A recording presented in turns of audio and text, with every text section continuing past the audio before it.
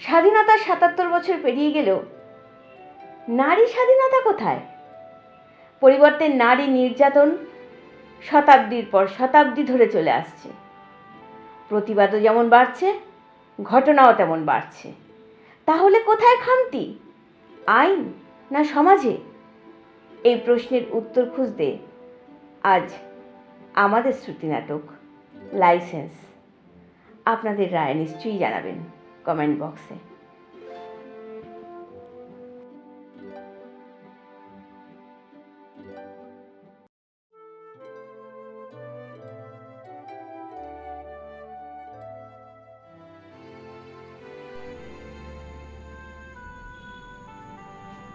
বসুন।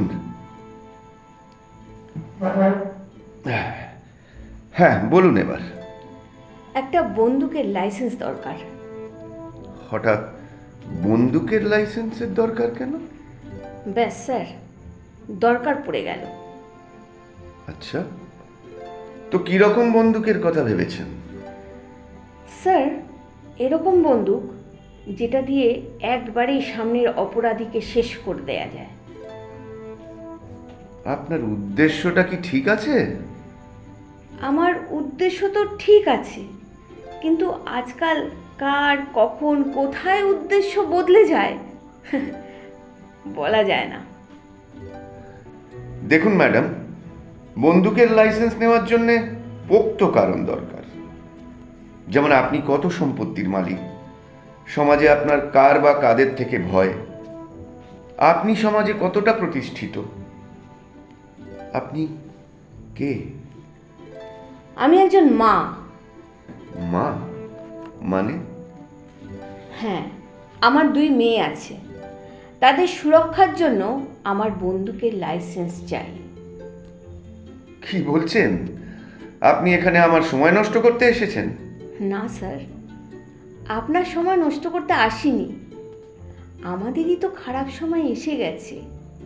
প্রায় রোজই এমন এমন ঘটনা আমাদের সামনে ঘটছে যেগুলো শুনে বুক কেঁপে ওঠে। আমার নিজের মেয়েদের সুরক্ষার জন্য অস্ত্র চাই।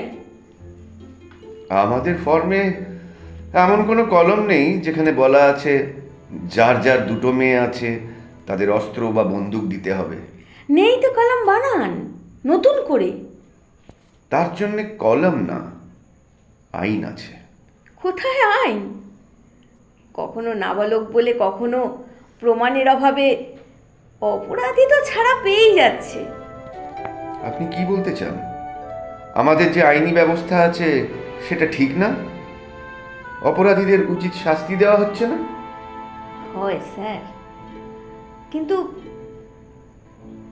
অপরাধীদের উচিত শাস্তি না, কঠোর শাস্তি দিতে হবে।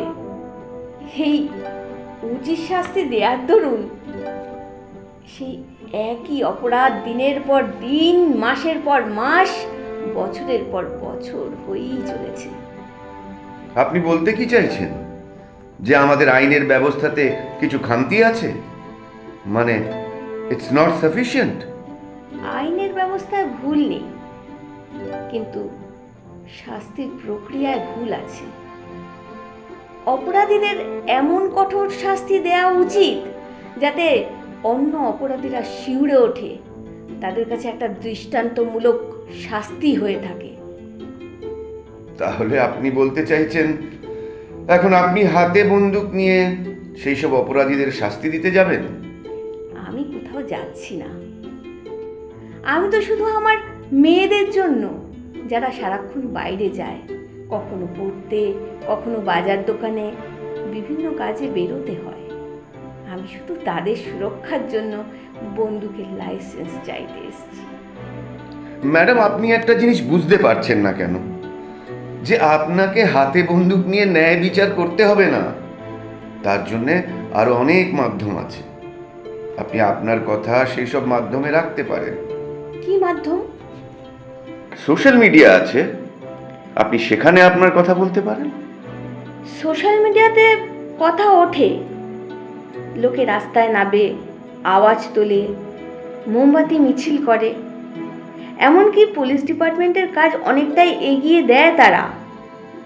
কিন্তু তারপর তারপর আর কি, কথাগুলো ওপর মহল অব্দি যায়, অপরাধী ধরা পড়ে, আর তার শাস্তি হয়। কি শাস্তি? সেই উচিত শাস্তি? সেই উচিত শাস্তি আর কঠোর শাস্তি। স্যার, আমি আমি বলছি আপনাকে, অপরাধ হয়, লোকে রাস্তায় নামে, বিভিন্নভাবে প্রতিবাদ হয়, অপরাধী ধরাও পড়ে, কিন্তু কিছুদিন পর লোকে আস্তে আস্তে ভুলে যায়, যে যার নিজের বাড়ি ফিরে যায়, মোমবাতিও নিভে যায়। আর যেই অপরাধের কঠোর সাজা হওয়া উচিত অপরাধীর, সেই তাকে নিয়ে তর্ক বিতর্ক শুরু হয়। উকিল দলিল পেশ করে, অপরাধী তার বয়ান বিভিন্নভাবে বদলায়, আসল ইস্যু পলিটিসাইজড হয়ে যায়। এই নেতা এই বলছে, ওই নেতা ওই বলছে, মানুষ বিভক্ত হতে থাকে, জাতপাত চলে আসে, অপরাধী কোন জাতের, ভিকটিম কোন সম্প্রদায়ের, আর 3 নম্বর সম্প্রদায় তার মজা নিতে থাকে। আস্তে আস্তে যেই ইস্যু বা অপরাধ নিয়ে মানুষের আরও প্রতিবাদী হয়ে ওঠার কথা, সেখানে কিছু মানুষ আস্তে আস্তে হাসি মজাও করতে থাকে। একটা বড় ঘটনাও হাসির খোরাক হয়ে যায়। আর তারপর কি হয় জানেন? মানুষ ভালোভাবে জানতেও পারে না অপরাধীর ফাইনালি কি সাজা হলো। আরে লোকের কথা না হয় ছেড়েই দিলাম, আপনি বলুন তো, আপনি জানতে পারেন প্রতিটি অপরাধীর কি সাজা হয়? জানতে পারবেন না স্যার। আমাদের দেশে 80% মানুষের জেগে ওঠায় একটা কাজ অন্তত নিশ্চিতভাবে হয়েছে, সেটা হচ্ছে মোমবাতির বিক্রি। অপরাধী কিন্তু তার আসল শাস্তি পায় না, কারণ যদি সেটা পেত তাহলে অন্য অপরাধীদের সাহস হতো না এরকম অপরাধ বারবার করার।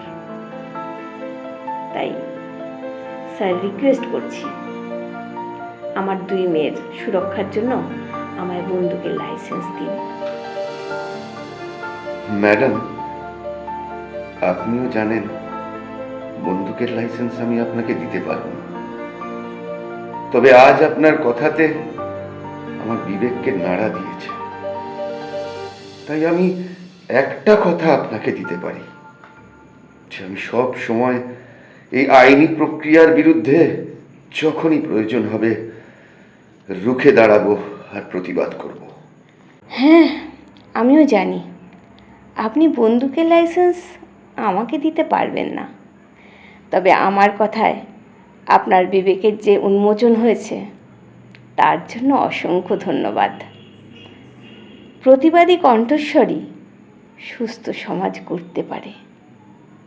আচ্ছা, আজ আসি। আপনাকে অনেক অনেক ধন্যবাদ ম্যাডাম। আজ এই পর্যন্তই। অভিনয় আমি শাশ্বতী এবং আমার সহশিল্পী সোম। কেমন লাগলো অবশ্যই আপনারা আমাদের কমেন্ট বক্সে জানান। আমরা অপেক্ষায় রইলাম। ধন্যবাদ।